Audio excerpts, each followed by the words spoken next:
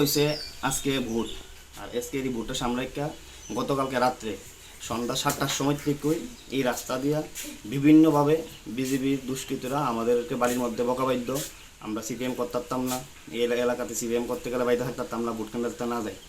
তা আমি ভাবছি যেহেতু এরকমভাবে তারা বৈক্যা পাইতেছে আমাদের এবং বিভিন্নভাবে রাস্তার মধ্যে বকাবকি বাধ্য করতেছে, আমি ভাবছি যে রাত্রে মনে কিছু হইতো না, তারা এরকম কইরা তারা যাইব গা। কিন্তু রাতে দেখা গেছে ঠিক 3টার সময় পিছনের আমার গেটটা ভাঙ্গা বাড়ির মধ্যে ঢুকিয়া এই টিন্ডির মধ্যে প্রচণ্ড হারে দাও দিয়া আমার বাড়ির থেকে ইট লইয়া সাফল দিয়া তারা প্রচণ্ড হারে বাইরে ভাঙছে টিন্ডিরে। এবং আমার ছোট্ট বাচ্চারা মা এই ছোট্ট মেয়েটা হলে এখানে ঘুমাইছে, মা ঘুমের মধ্যে আতঙ্কের মধ্যে উঠতে গেছে, হতভঙ্গ হয়ে গেছে গা। কইতেছে তোমরা দিলে না আমার নাতির উপরে পড়তেছে আমার মেয়ে ছোট্ট মেয়ের এই জায়গার মধ্যে ইটের টুকরা বসছে।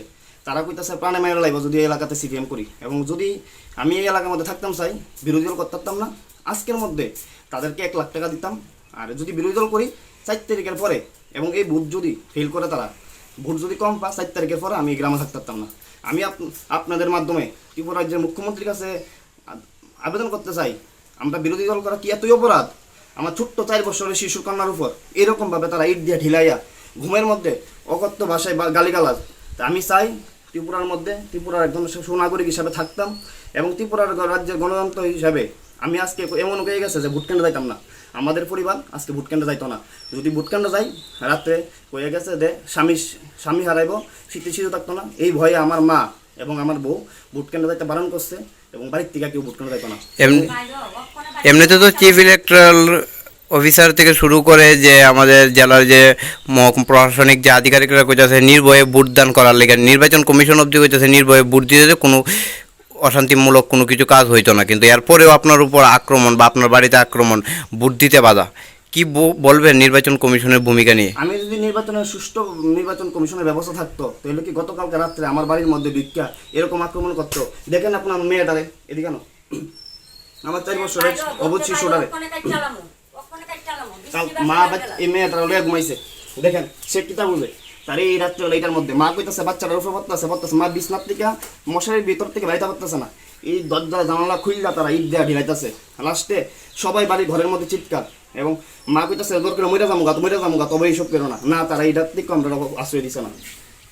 আচ্ছা, যারা আক্রমণ করছে গতকাল রাতে নির্বাচনের ভোট আজকে ভোটের কিছু ঘন্টা আগে আক্রমণ করছে, তার মধ্যে কারোর কি চিনতে পারছেন নি? বা কিন্তু মুখে কালা কাপড় বাইন্ধা আইছে এবং বিভিন্নভাবে আক্রমণ বকাবাদ্য করছে যে ভোট কেন্দ্রে যদি যাই আজ গতকালকে রাত্রের থেকে আজকের অবস্থা ভয়ানক হইব এবং আজকের মধ্যে 1 লাখ টাকা দিয়ে দিতাম তাদেরকে। আর 4 তারিখের পরে এবং এই ভোট যদি ফেল করে তাহলে তারা আমি গ্রামে থাকতে পারতাম না, গ্রাম ছাড়া করবো। 1 লাখ টাকা কই নিয়ে দিয়ে দেন না, তারাই আনিব না কইছি 1 লাখ টাকা আজকের মধ্যে দিয়ে দিতাম। যদি মানে কার দ্বারা দিবেন এটা কিচ্ছু কয়ে গেছে না, যদি বাঁচতে চাই 1 লাখ টাকা আজকের মধ্যে দিয়ে দিতাম। এবং আমার ইচ্ছা মেয়ে 4 বছর মেয়েটা দেখেন চোখের গোড়ার মধ্যে কি অবস্থা করছে, মা চিৎকার করতেছে, হ্যাঁ মা আমার বউ চিৎকার করতেছে, মেয়েটা দুঃখ পাইতেছে তোমরা এইভাবে ঢিলাইও না, তারা ভয় পাইতেছে। আমার এই বড় মেয়েটা মানে করে লাইছে, ফিটে গেছে গাই ডরে ভয়ে তাদের এই আক্রমণে। আমরা কি এই এলাকার নাগরিক না, এই ভারতবর্ষের নাগরিক না? আমরা ভারতবর্ষের নাগরিক হিসাবে ভোট প্রয়োগ করতে পারতাম না? আমরা এই এলাকাতে থাকতে পারতাম না? আচ্ছা, কি হইতাছে? পুলিশ কি আয়ে গেছিল নি তেলিয়ামুড়া থানা পুলিশ? না, পুলিশ আইছে না। আমার পার্টিগত হিসাবে আমি পার্টির অভিভাবকদের তেলিয়ামুড়া লিডারশিপদেরকে আমি জানাইছি, তারা বিষয়টা দেখতেছে কইছে। আচ্ছা, এটা কোন জায়গা ধরে?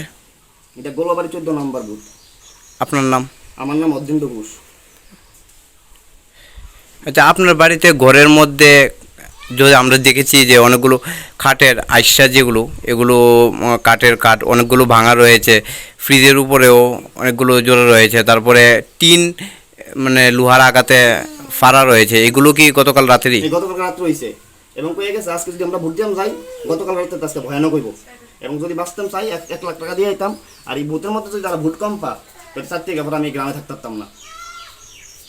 এবং কয়ে গেছে যদি ভোট কেন্দ্রে যাই পরিবারের কয়ে গেছে যে স্বামী হারা হইব, স্মৃতি হারা হইব, এরকমভাবে তাদেরকে ভয়ভীতি হয়ে গেছে। কত নং বুথ এটা? 14 নম্বর বুথ, 29-14 নম্বর বুথ। ঠিক আছে, থ্যাংক ইউ।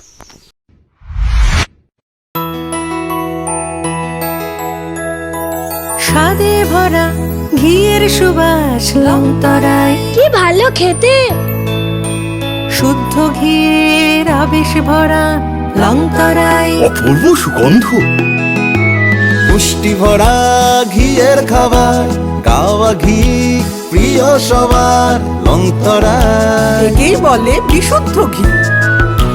বিশুদ্ধ ঘি নাম মনে রেখো, লংতরাই। লংতরাই ঘি রোজ খাবারে তোমাকে চাই। লংতরাই, লংতরাই, লংতরাই।